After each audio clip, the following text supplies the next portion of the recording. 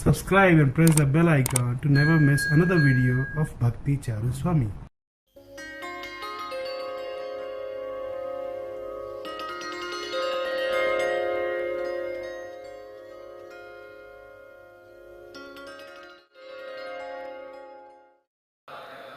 Om Namo Bhagavate Vasudevaya. Om Namo Bhagavate Vasudevaya.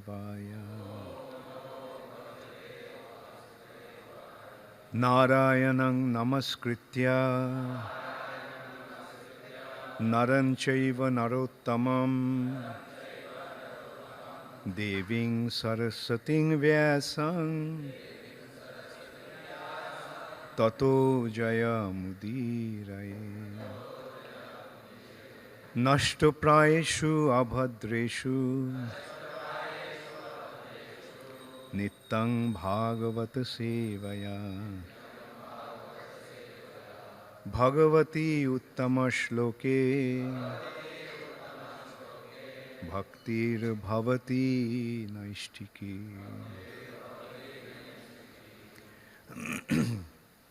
Srimad Bhagavatam, 9th Canto, Chapter 14. The verse that has been written on the board is this text 4. Yeah. Oh no, 3. Yeah. Text 3. 1 and 2, text 1 and 2 don't have any purport. Therefore, we are just going to the third verse. So it's the beginning of this chapter, the 4th canto, 9th canto, 14th chapter. King Pururava, enchanted by Urvashi. Text 1 and 2 I'll just read through, then third one we'll recite together. Shri Sukha Ubacha Athata Shruyatang Rajan Bangsha Somasya Pavanaha Jasmin Noila Dayo Bhupa Kirtante Punna Kirtaya. Srila Sukadev Goswami said to Maharaj Parikshit, O king, thus far you have heard the description of the dynasty of the sun god. Now hear the most glorious and purifying description of the dynasty of the moon god. This description mentions kings like Oila, Pururava, of whom it is glorious to hear. Text 2. Sahasra Shirasaha Pungso Nabhi Rido Saro Ruhat Jatas Sasit Suto Dhatur Atri Pitri Samogunai. Lord Vishnu, Garbhodakshay Vishnu, is also known as Sahasra Shirsha Purushaha. From the lake of his navel sprang a lotus on which Lord Brahma was generated. Atri, the son of Lord Brahma, was as qualified as his father. So now we come into text 3. Tasya Drigbho Abhavat Putraha Soma Amritamayaha Kila Viprausadhi Udu Gananam Brahmana Kalpitaha Patihi. Tasya, of him, Atri, the son of Brahma, Drigbha, from the tears of jubilation from the eyes. Abhavat was born. Putraha, a son. Somaha, the moon god, Amritamaya, full of soothing rays, Kila, indeed, Vipra, of the Brahmanas, Oshadhi, of the drugs, Urugananam, of the luminaries, Brahmana, by Lord Brahma, Kalpitaha, was appointed or designated, Patihi, the Supreme Director. Translation by His Divine Grace, Srila Prabhupada.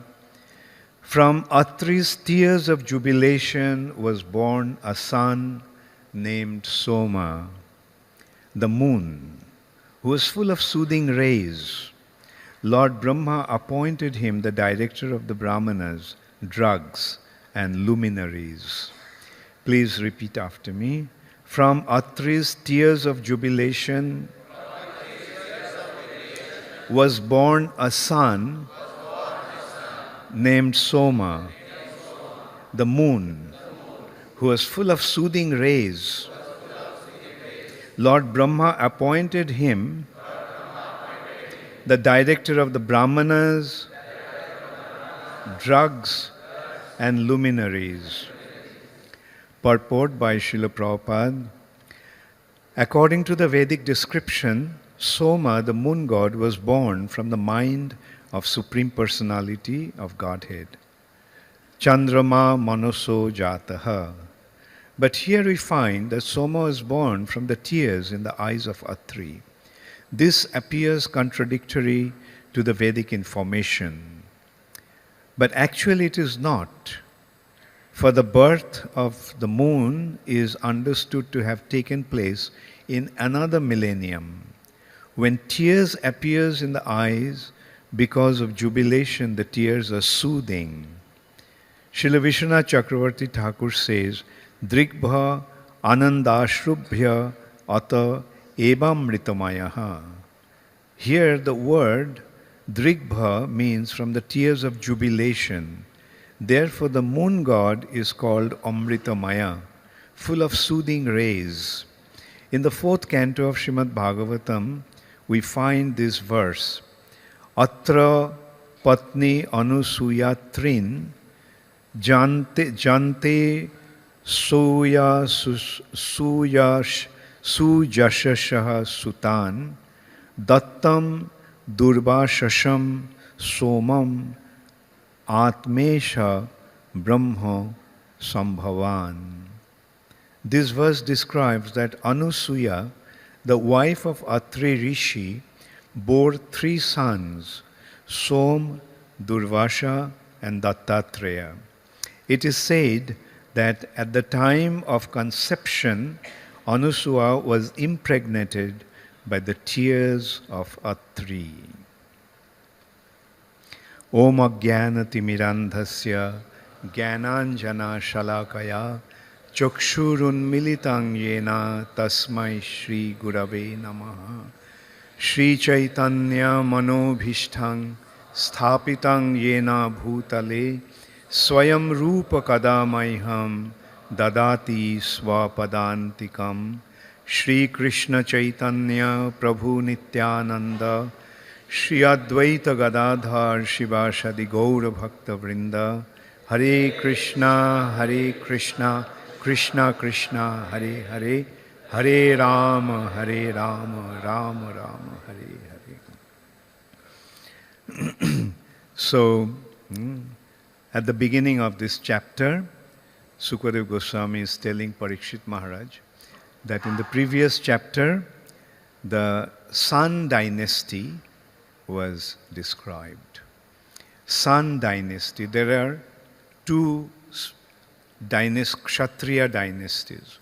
One is coming from sun god, Vivashwan, as we find in Bhagavad Gita, Imang Vivashyate Jogam Praktavan Ahamabbayam Vivashwan Manavipraho Manur Ikshakuve Avravit. Krishna is saying, first I gave this knowledge to sun god, Vivashwan. Then Vivaswan gave it to his son, Manu. Then Manu gave it to his son Ikshaku. In this way, in a line of disciplic succession of the saintly kings, Imam Rajarshayo Vidu, Rajarshis, Raja, king, Rishi. The Rishis became Rajas, Rishis became kings.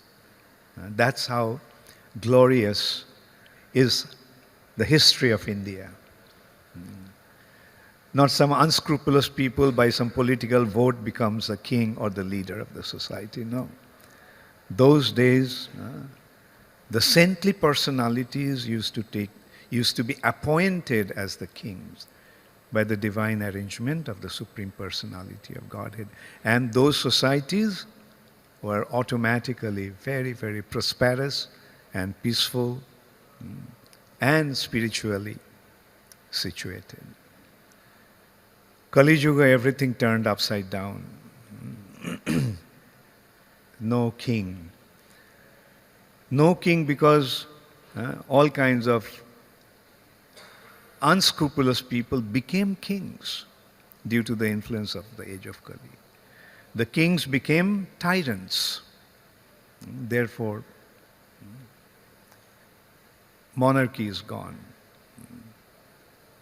The kings, or in the Vedic time, the kings used to rule the kingdom under the guidance of the Brahmanas. The kings were not independent. But when the Brahmanas, the Brahminical culture was lost due to the age of Kali, Kali actually attacks from the head. Kali attacked the Brahmanas first. When the Brahmanas were destroyed, then the Kshatriyas became independent. And when Kshatriyas became independent, they started to act in a wrongful way. And therefore, they're dethroned. Or in India, what happened? The foreign invaders came and took over. But in the Western country, what happened? There was revolution and French Revolution. They got rid of the kings, put them in the guillotines. Anyone who had any royal connection, they got rid of them. This way, different revolutions, French Revolution, Russian revolutions, and so now the world is democracy. Prabhupada said, democracy means demon crazy.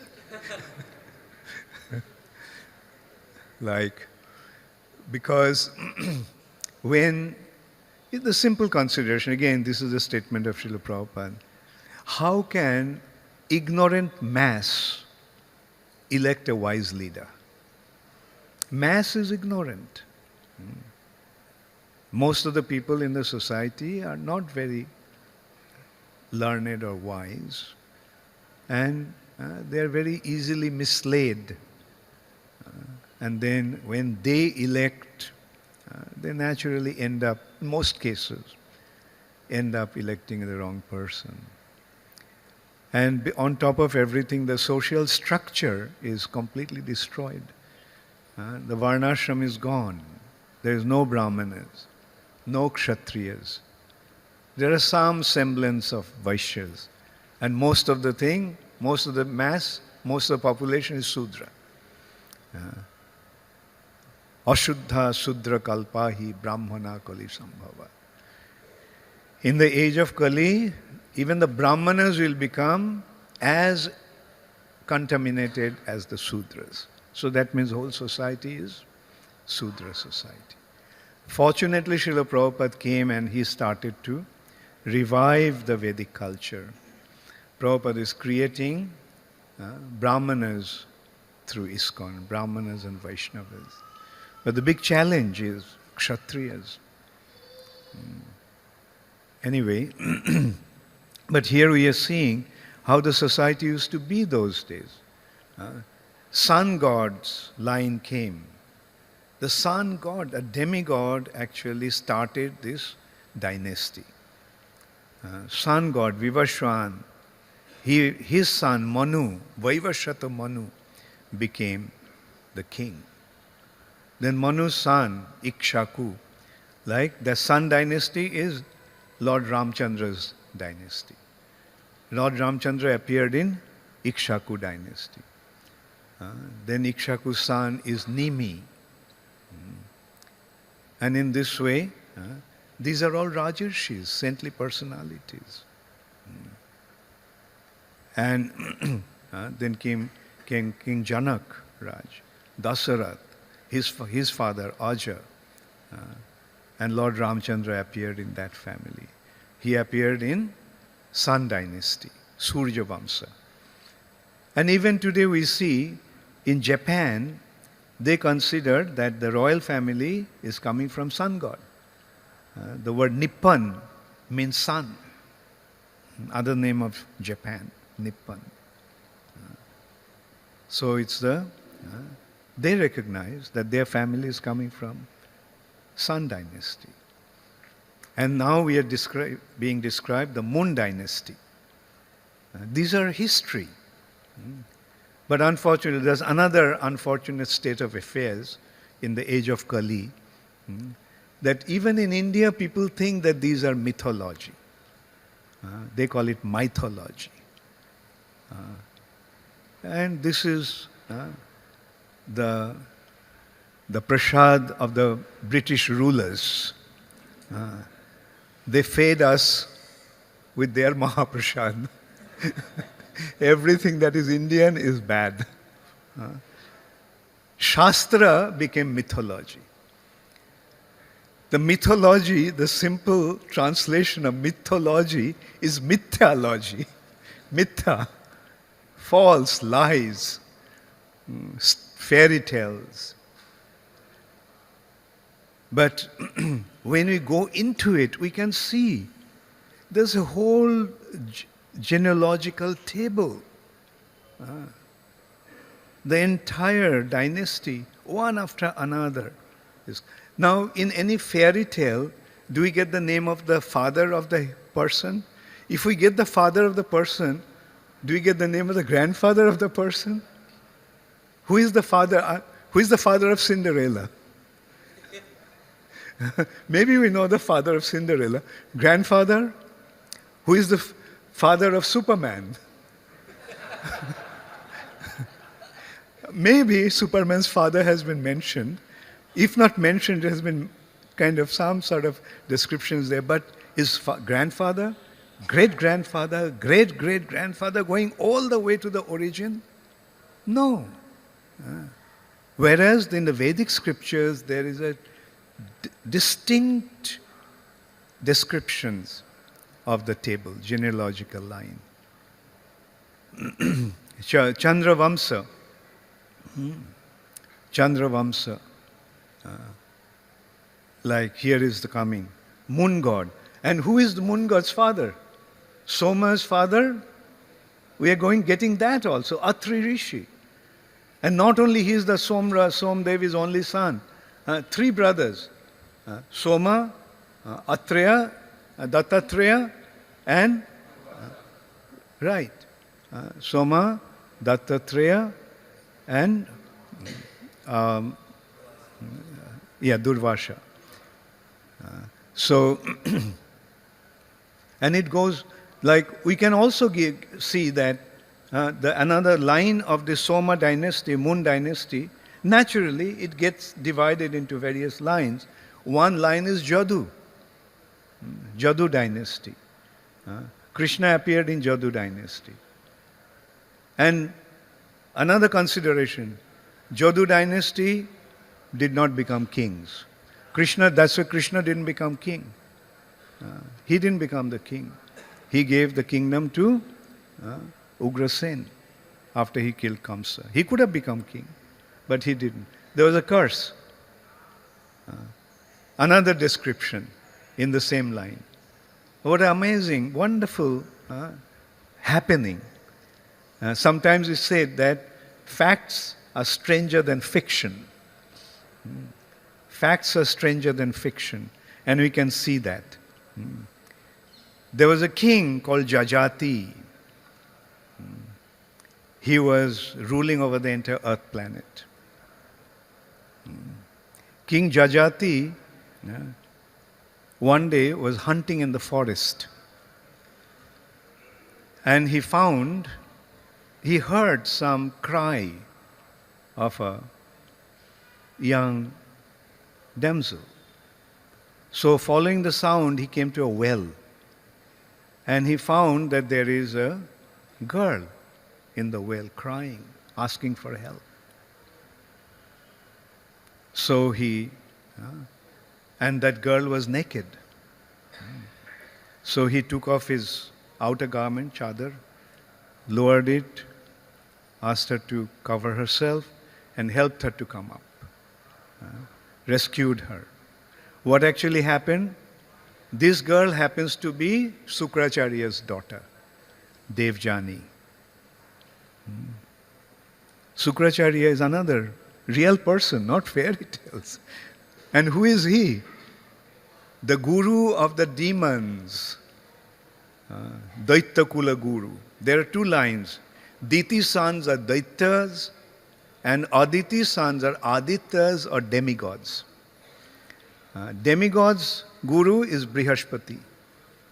And demons guru, Daitya guru is Sukracharya.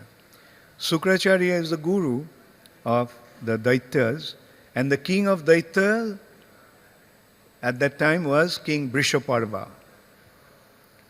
And Brishaparva had a daughter named Sharmishtha. And Sukracharya's daughter was Devjani. So one day they, along with all the friends, the princess and the guru's daughter and many other girls, they went to a lake. And they were sporting in the lake.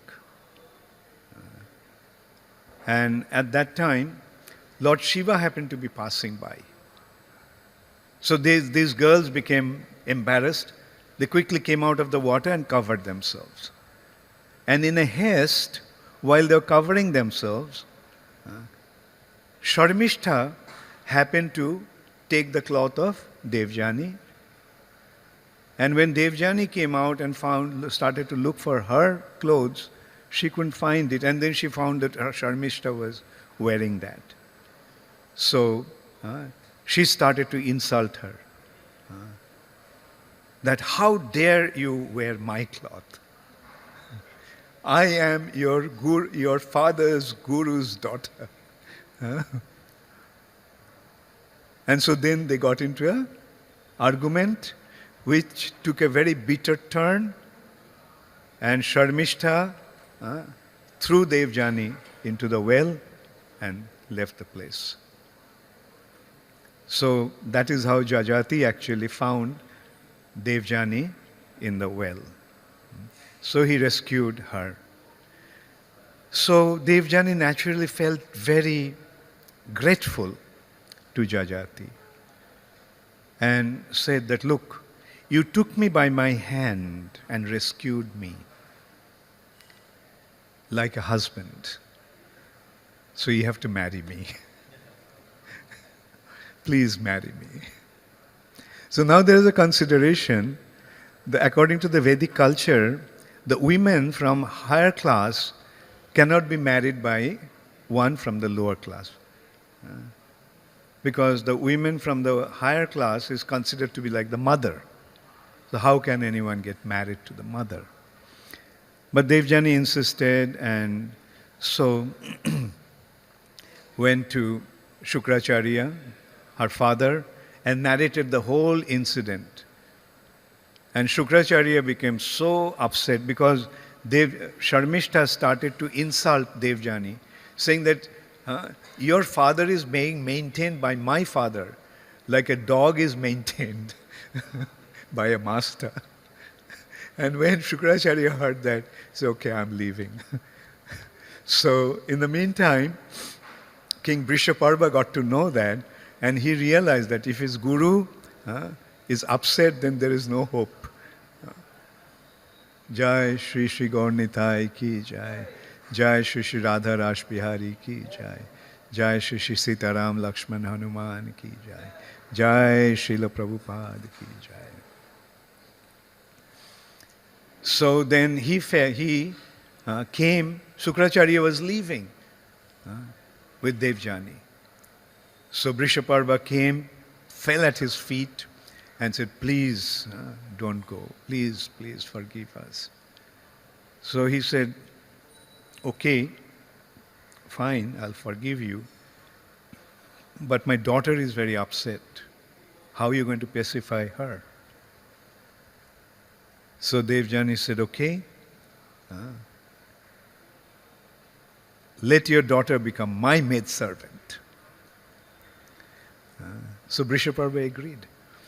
So when Devjani got married to Jajati, Sharmishtha accompanied her. It's a custom in the Vedic culture that when a princess got married, her friends and others also accompanied her in her husband's house. So King Jajati, Devjani took Sharmishtha and along with other friends. Now Sharmishtha was extremely beautiful. So Shukracharya suspected that something may go wrong.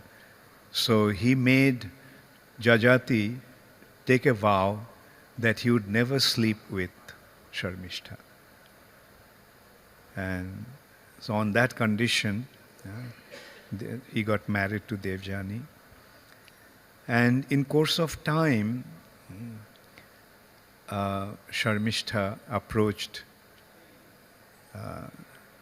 Jajati and they secretly started to meet. This is also another consideration. Anyway, let's not get into the details. So, and as a result of that, he got 3 sons out of Sharmishtha. And eventually, Devjani found out who is the father. And she got really upset. So she left the palace, went to her father's house. So Jajati came begging forgiveness. Please, please forgive me. But Shukracharya was so upset. He said that you lusty rascal, I curse you that you lose your youthfulness. You'll become infected, afflicted by old age. And immediately he became old. And he kept on begging to Shukracharya, see, my desires for sense gratification has been satisfied. So please, please forgive me. Give me my youth back. So Shukracharya said, okay, if one of your sons accept your old age in exchange of his youth, then you can get your youth back. So Jajati came, and he had, from Devjani he had 2 sons, Yadu and Turbashu. And from Sharmishtha he had 3 sons, Druhu, Anu and Puru. Puru was the youngest. So he asked his first son, Yadu, that please give me your youth in exchange of my old age. Jadu responded, well, I haven't gone through my life. I haven't gone through the youthful enjoyment. So please don't ask such a thing from me. So he refused to give his youth.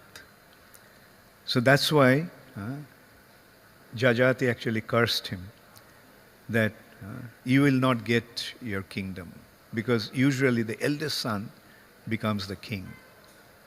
And not only you won't get the kingdom, none of your descendants will ever have any kingdom.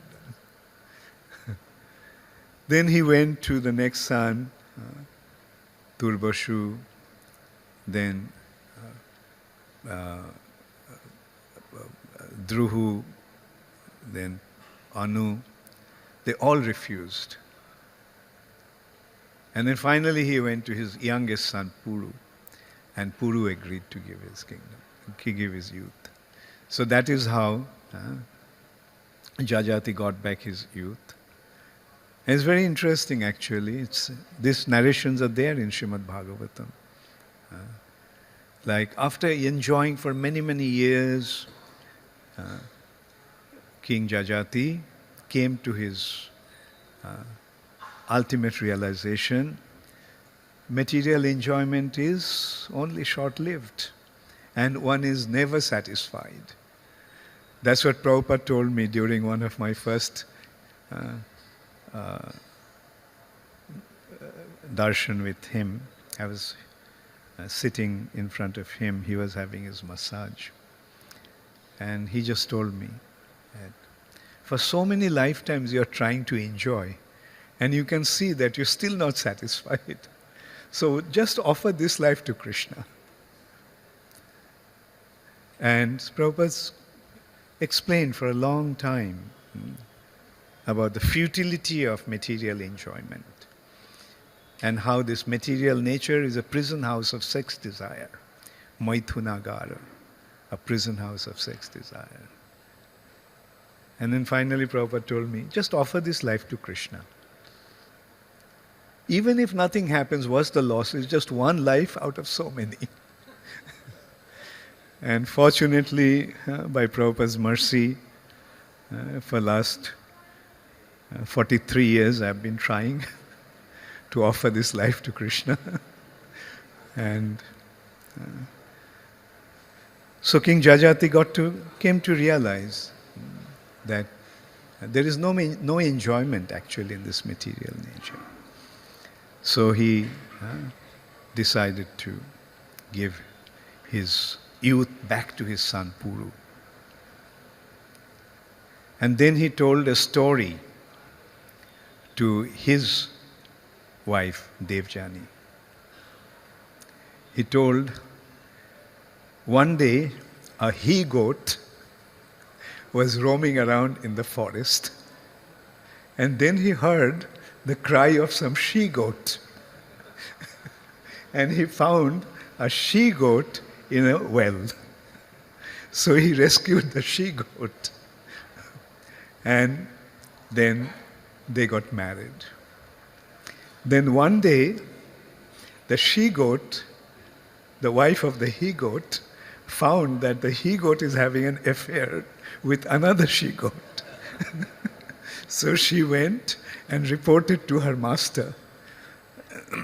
So in this way, through the goat story, he narrated the whole story to Devjani. And that's how Devjani came to her senses. And so in this way, at the end of their life, they left everything, took Banaprasth and went to the forest and dedicated their lives in serving the Supreme Personality of Godhead. So, Srimad Bhagavatam is actually a narration of all factual happenings. It's not fairy tales. Like today, I would say India's greatest misfortune is that they're considering the scriptures to be mythology. Scriptures are the truth, dealing with the absolute truth and nothing but the truth. But in India, they're thinking that they're all fairy tales. Puranic stories. Puranic stories. Puran is fictions, fictitious stories. And the unfortunate thing is nobody actually goes deep into that. It's by mercy that we actually have the access to the scriptures and getting an opportunity to go deep into it. And as a result of that, things are becoming crystal clear. Starting from Bhagavad Gita. Krishna spoke. Krishna is the Supreme Personality of Godhead. Krishna spoke Bhagavad Gita to Arjuna. And we have to recognize Bhagavad Gita the way Arjuna understood it. not some mental speculator understanding of Bhagavad Gita and giving his commentary. Therefore, Prabhupada's Bhagavad Gita is specifically designed as Bhagavad Gita as it is. I remember in 1976, we took a statistics of English translations of Bhagavad Gita. We found almost 250 English translations of Bhagavad Gita. And all those 250 Bhagavad Gita translations put together did not make a single devotee of Krishna. Whereas Prabhupada's one Bhagavad Gita is making millions of devotees all over the world.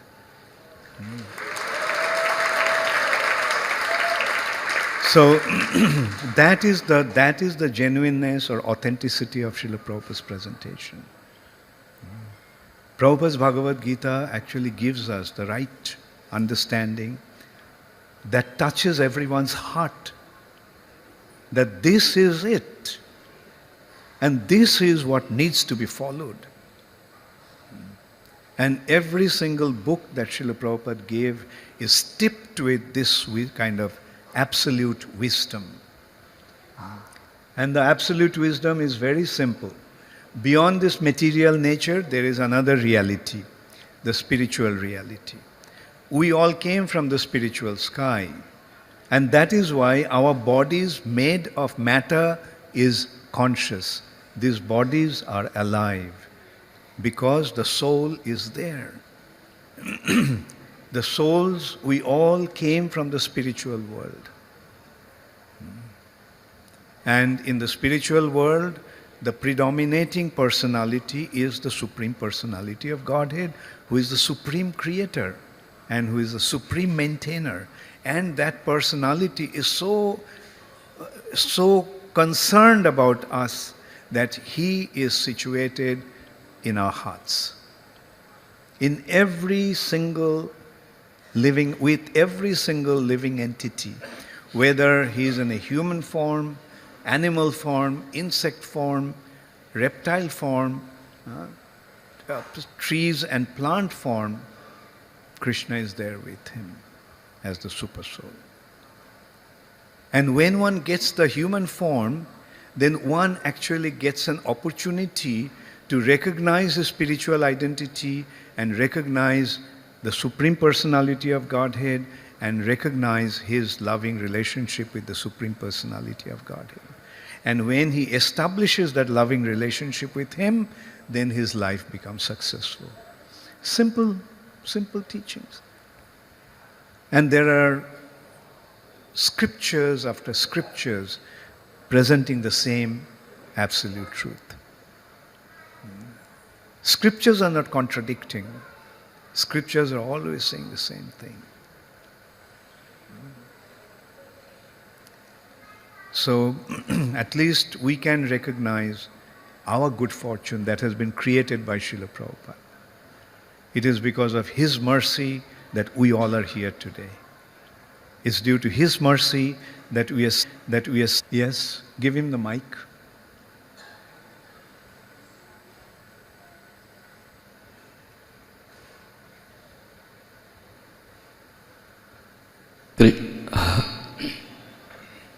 Hare Krishna.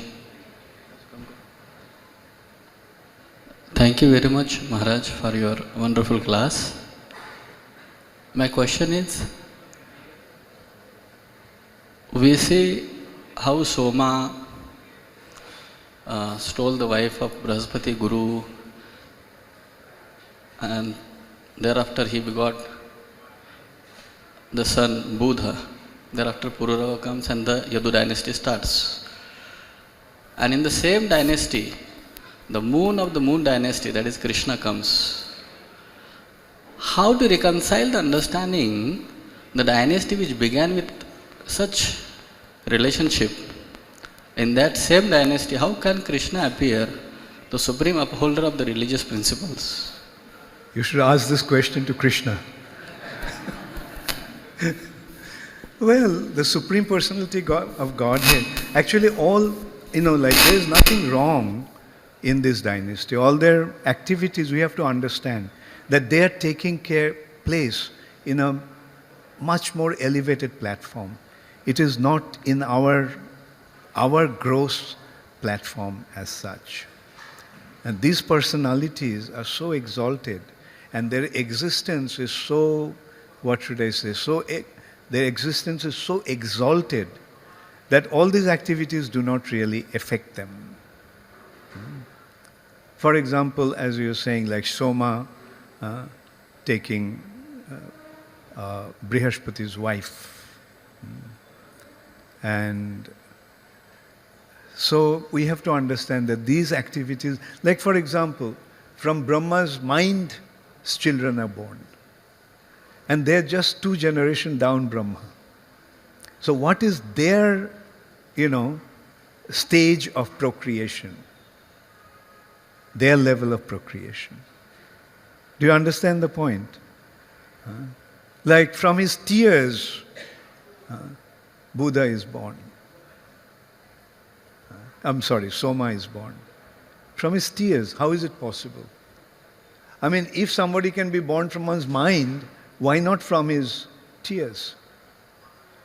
If somebody can be born out of his shadow, if somebody can be born from the part of his limb, then what is the difficulty in accepting that, that these are not real. These happenings are not real. Okay. And another thing is, another consideration here is, Krishna can appear anywhere. But by appearing, he purifies the whole dynasty. All right?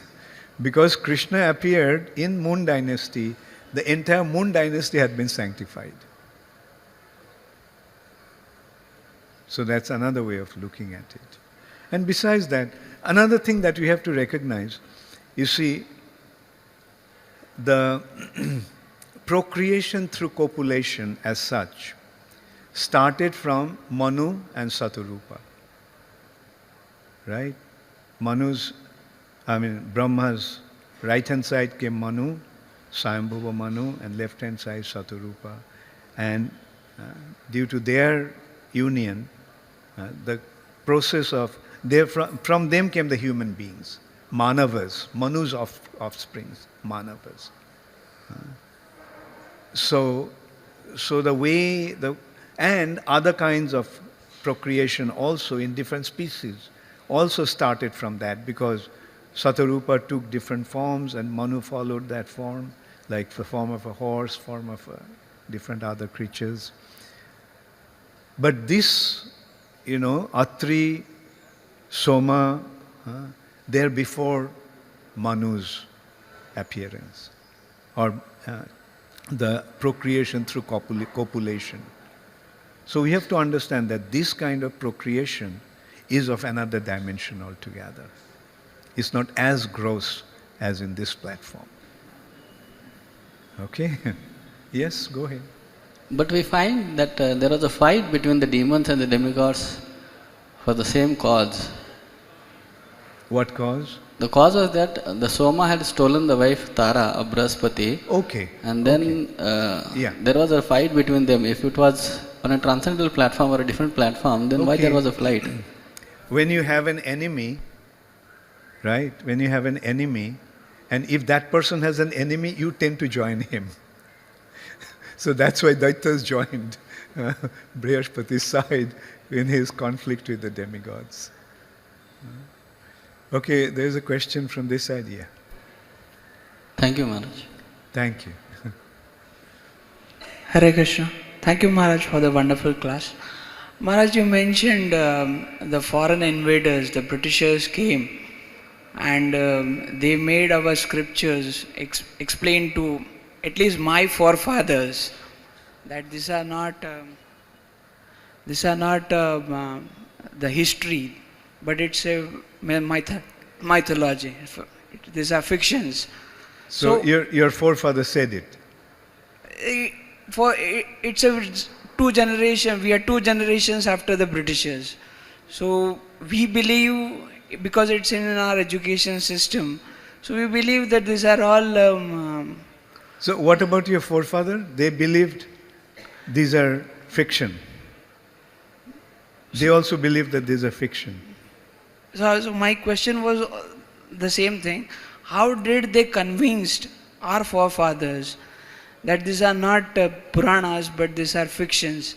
And when my children are there, how can I convince them that these are really the histories? Your children are more fortunate than your forefathers. Because your children will have the influence of Srila Prabhupada, what your forefathers didn't have. And the British actually very systematically brainwashed the Indians. They used the Indians to make the Indians believe that everything that is Indian is bad and everything that is from the British is the best. Right?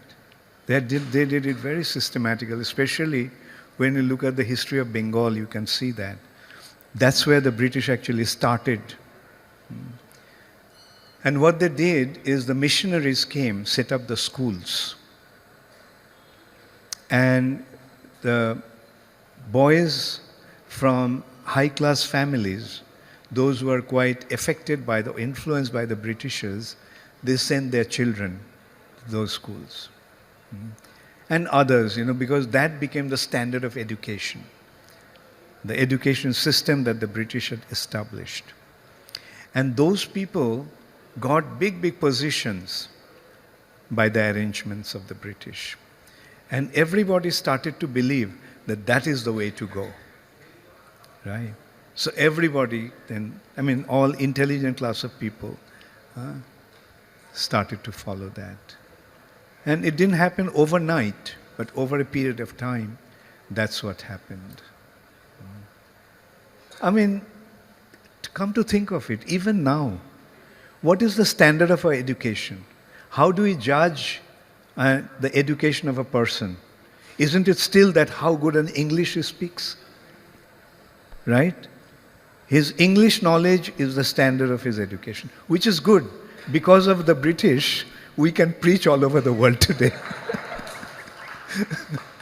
Because the Indians, of all the people in this world, like the Indians have the best command over the English language, besides the English-speaking world.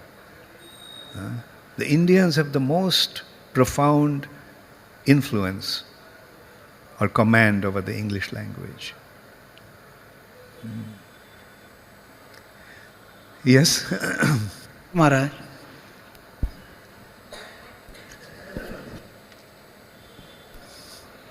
Maharaj, it was a wonderful class. Thank you. Thank you.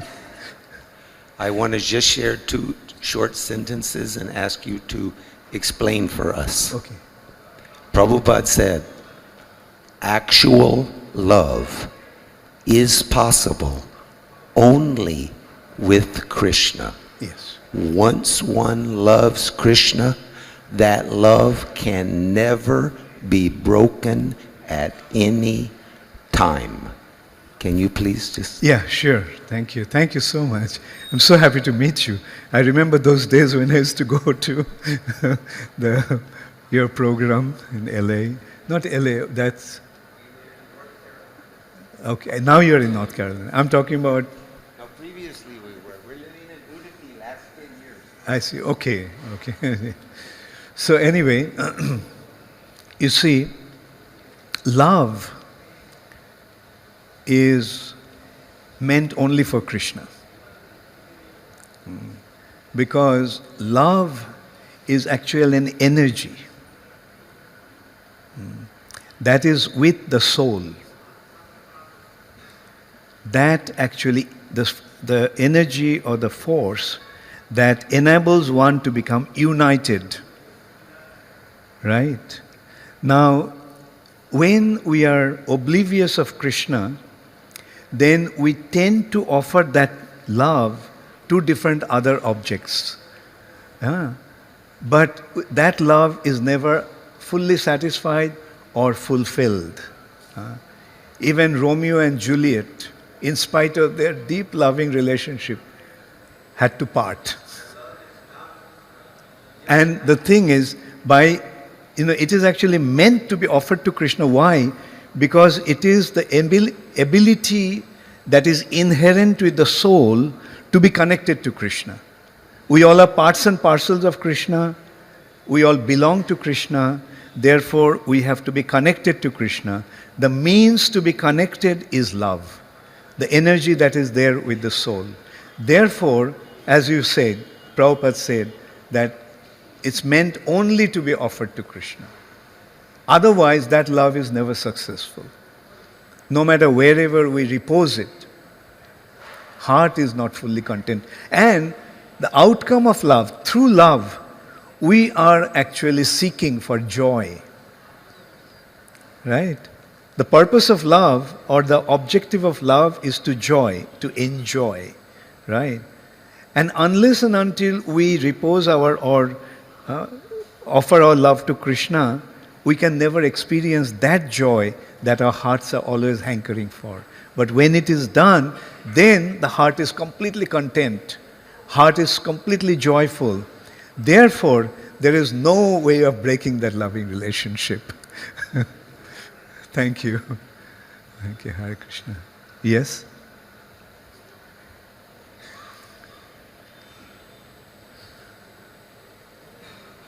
Got two questions. One is that we see many versions of Ramayana, which are having different descriptions of the Ram Leela, which out of that only one could be actually have happened. So this also distracts that how this can happen. Also there are many descriptions different in Padma Puran and other Puran than Bhagavatam Puran. So then it becomes like fiction only, that is, as per writers. Okay, so the authentic Ramayana is Valmiki's Ramayana. Period. That is it. Valmiki's Ramayana. There is no need to read any other Ramayana. But there may be some Ramayana that is actually in collaboration with, in conformity with Valmiki's Ramayana. That is fine. That is fine. And as you were saying, in Puranas there may be contradictions.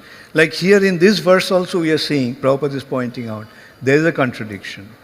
Some part of the Vedas are saying that Chandrama, moon, was born from Manasa, from the mind of the Supreme Personality of Godhead.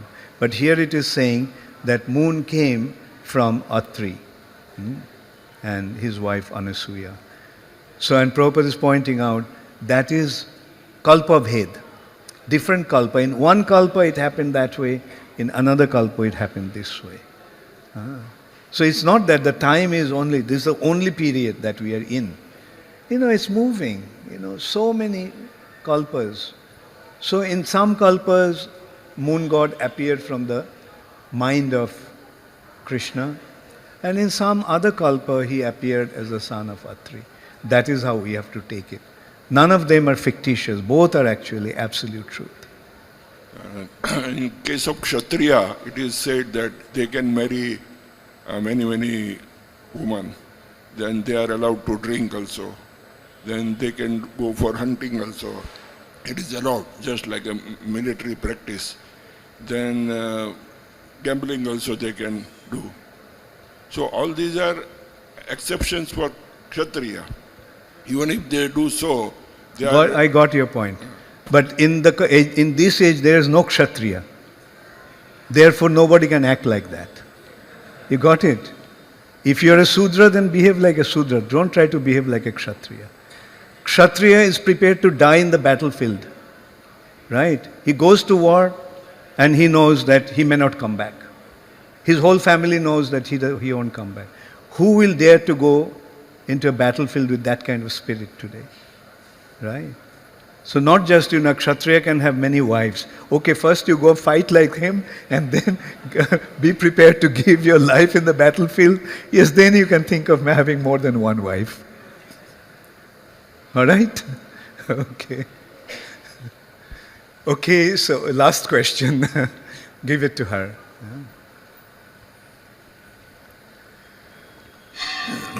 Maharaj, thank you very much for that good story about Yati, Devyani, and Sarmishta. You mentioned that Kali attacks from the head first. So he destroyed the Brahmins.